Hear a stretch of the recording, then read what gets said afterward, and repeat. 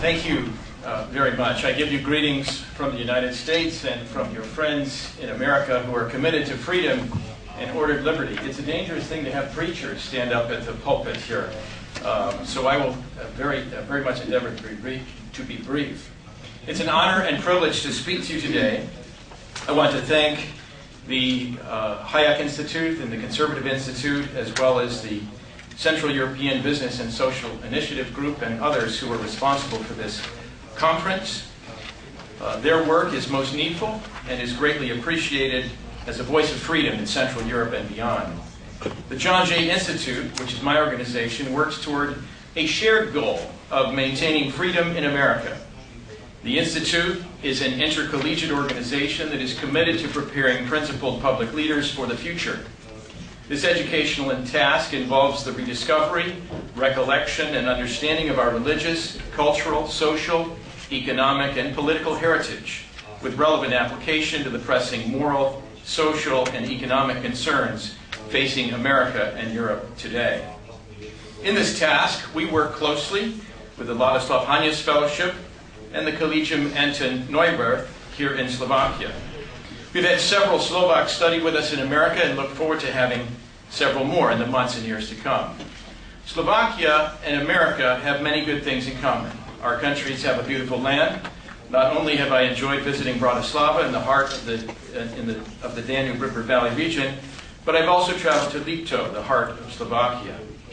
That wonderful area reminds me of my own homeland in Pennsylvania. And it is evident to me that, like America, Slovakia has many hardworking families who hope for the future and who desire prosperity for their children and their grandchildren. Also, like America, Slovakia has a successful road of freedom for economic opportunity, business, and growth. Your country has been hailed as the economic tiger of Europe. Americans and the world applaud Slovakia for what has been accomplished here in just over 2 decades since the collapse of communism. On a more sober note, however, both of our countries now share governments headed by socialists, whose policies threaten to destroy the economic and civil freedoms enjoyed by Americans and Slovaks. I will not pretend to speak with any expertise on the policies of your own government. Others here are far more qualified to do so than I am. I can, however, speak to the policies of the government in America. President Obama is flirting with a model of European socialism that is demographically unsustainable. Furthermore, America's rising financial debt is becoming economically unserviceable.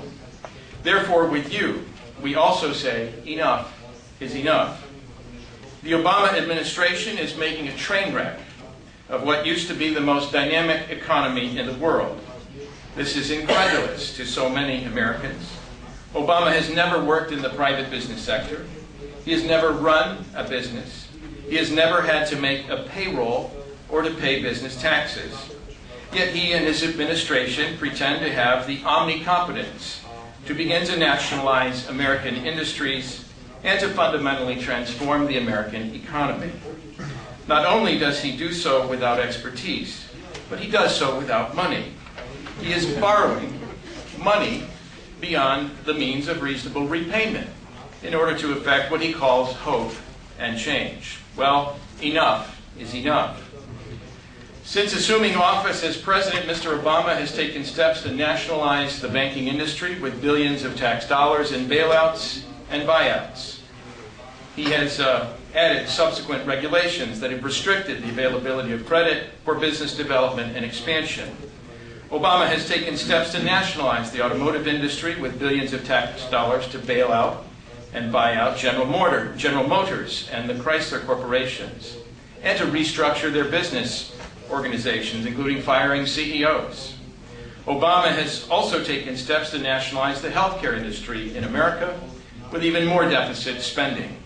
He now tinkers with the healthcare system that has been the envy of the world in terms of quality of healthcare. Enough is enough. Obama's spending policies have been worse than a drunken sailor's. At least a sailor spends his own money and stops spending it when he runs out of it. I don't have to school this informed audience on the ills and immorality of deficit spending. The Obama administration is barring against the future well-being of our children. He has saddled them with a debt that will be unserviceable and an entitlement welfare system that is unsustainable. Enough is enough. As Europeans, you well know about the problem of depopulation. It is acute in Europe and in Slovakia. The mathematics are sobering. In this situation, the socialist entitlement system is simply unsustainable. That system was based upon the assumption of population growth. But what the entitlement system has proved to become, is what we in America call a Ponzi scheme. What the future appears to hold is an inverted pyramid where there will not be sufficient numbers of younger people to sustain the older ones. This unsustainability of the system is only further compounded by mounting government financial debt.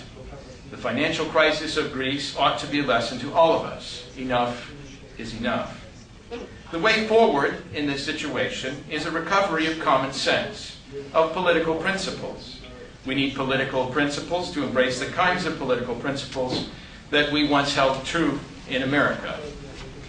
They are the bedrock of our American way of life and the vitality of democratic capitalism. Allow me to offer one of them. Government has a fiduciary stewardship of public trust.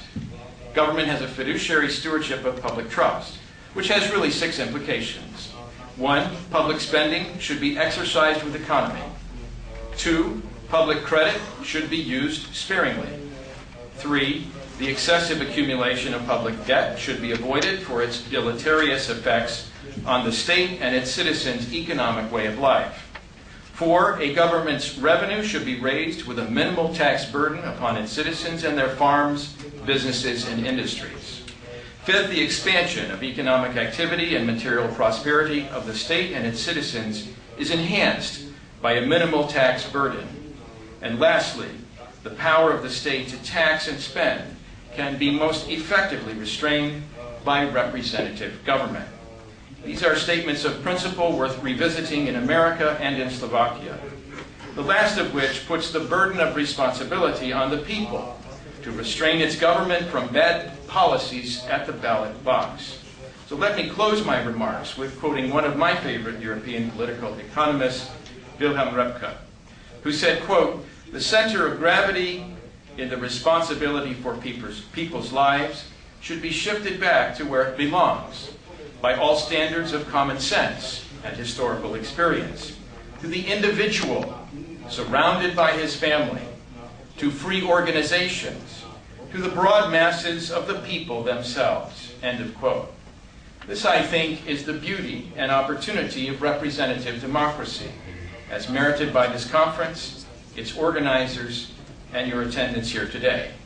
I applaud you and your efforts to keep Europe free. Thank you very much.